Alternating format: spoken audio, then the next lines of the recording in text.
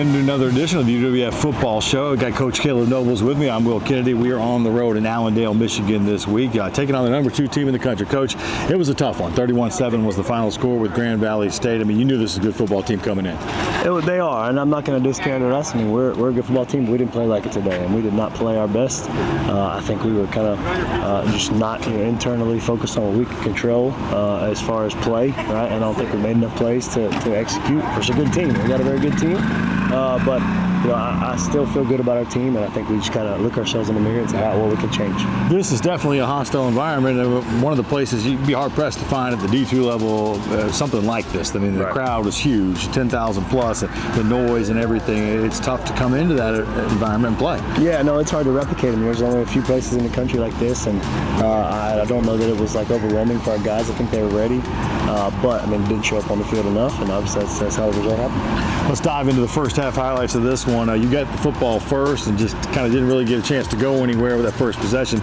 They get it and kind of show you what their offense can do a little bit. They had Avery Moore, their quarterback, back. He didn't play the previous week. Kaleb has some dangerous weapons. Yeah, for sure. We knew the quarterback was on play. We figured they held him out to get him ready for us, and so we knew he was going to be ready to go. He's a great athlete, great player, and they did a good job of trying to use him in the run game, playing 11-11, and didn't start hot on offense for us, and so we got to keep improving on that. Eichelberger popped a big run on that drive, the first drive for Grand Valley, and then punched it in from 7 yards out. You guys are down 7-0, and then it kind of turns into a little bit of a defensive back and forth. But really, for you offensively, I mean, Marcus Stokes had people in his face all day long. I think he was sacked 8 times. It was just tough to find rhythm. Got hit a lot too. Yeah, for sure. And he's got to handle some other stuff a little bit better. I mean, not everyone is on the O-line, but we've challenged our line. Hey, you got to play better. Right? You got to figure out how to, what's going to be the best. So I challenge the whole offense in the locker room. Hey, we're going to find our best 11. And who can help us win games if we play at the highest level, and we're going to play anyway at this point. You really had one drive in the first half there. It was your second possession where you kind of moved the ball down the field a little bit, had to punt. Logan Gregory got a workout, but he, again, punted the ball exceptionally well. For sure. Yeah, I hate seeing Logan on the field because as an offensive play caller, I mean, it's frustrating, but, I think he did some good things, and there's some things that we need to pull out of and make it a little bit better for this game. You and Coach Connor's defense, I mean, I thought they held up well through most of the first half, and then late kind of in the first half, come up with a huge play. Cam Canterbury was having an outstanding game. He ended up with 16 tackles total. He had 3 tackles for loss. He forced a fumble. Byron Puryear scoops it up and rolls it to the end zone. All of a sudden, it's 7-7. No, for sure. I mean, that was a little bit of a spark that we thought would be great and help us out a lot. And Cam Canterbury's a phenomenal player, even better kid. And so obviously the defense played a lot of plays, too many plays to start wearing down when you play 75, 80 plays. And so we know we got to help them out on offense. You had a little, kind of clocking back and forth in the last couple minutes of the first half. You got a possession, thought maybe you can get an opportunity. They ended up scoring a touchdown, and they went big. It was 10 plays, 74 yards, and really took that 7-point lead to the locker room. Yeah, I mean, there was a couple plays that could have made a difference right there, and instead of going at 7-7, they go 14-7, and they got the ball at the half and scored. So frustrating that we didn't finish the half tied, and there's some obviously things we got to clean up.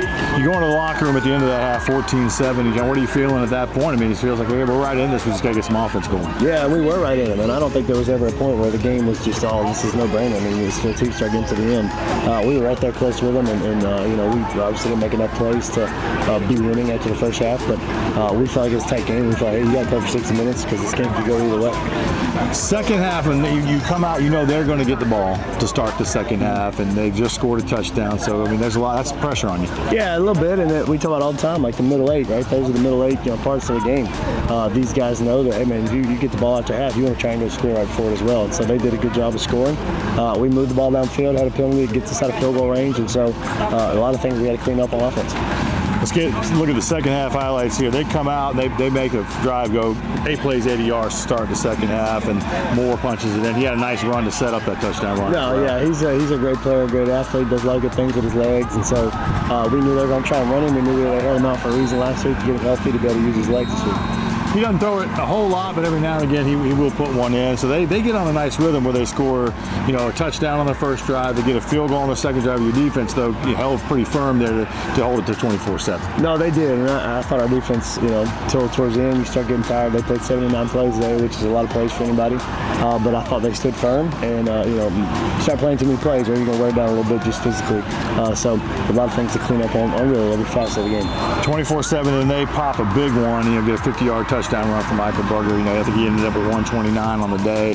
He's one of those little backs. He's pretty squat, but once he finds a crease, he can turn it up in a hurry. He does. He's a little bit more bursty than you think, and he does a lot of really good things. And so, you know, we felt like we had him in the backfoot a couple times, and he's a big, strong back that can get through some arm tackles. So, you know, we just got to improve on the fundamentals of tackling and just playing a little better on defense. Couple plays here and there sprinkled with your offense. You know, Marcus, hits a guy, but then it's like one step forward, two steps back. No, a lot today. it was, and you know, not everything's on Marcus, but he's got to play better, just like the rest of the offense got to play better. We challenge those guys very big, and it's after the game, we got to find out who we can trust and who's going to play better, and that'll be big this week going into another conference matchup. Grand Valley came in averaging 316 yards rushing. They ended up with 312 in that last drive, and they ran, you know, 8.5 minutes or so off the clock at the end. So, no, not the way you wanted to finish it. What are the lessons you take out of something like this, or you still kind of have a good day or two? You got to figure some of that out. Yeah, I mean, obviously there's a lot of things that we'll watch on the film and figure out, but you know, we got to stop the run better. We got to run the ball better. We got to figure out ways to move the line of scrimmage up front a little bit more. But I mean, we got to figure out who our best players are, right? Offense, defense, and let those guys go make plays, and we're going to challenge them this week.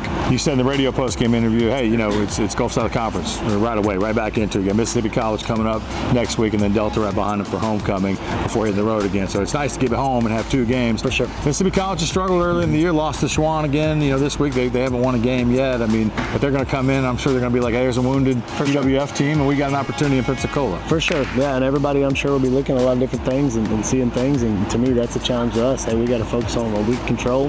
Don't worry about anybody else, and let's play our best football, and then let the chips fall how they may.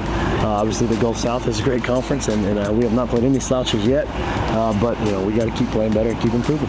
The Choctaws don't run, you know, the old school offense right. They did a couple years ago. They've modernized a little bit, but they still present some challenges because they're not truly a traditional offense. Yeah, they play fast. They try and get a lot more plays in and do a lot of things, you know, on offense, and so we got to do a good job of running the line of scrimmage and keep their quarterback in the pocket, but also just, you know, focus on weak control and try and move the ball, running the ball on offense as well.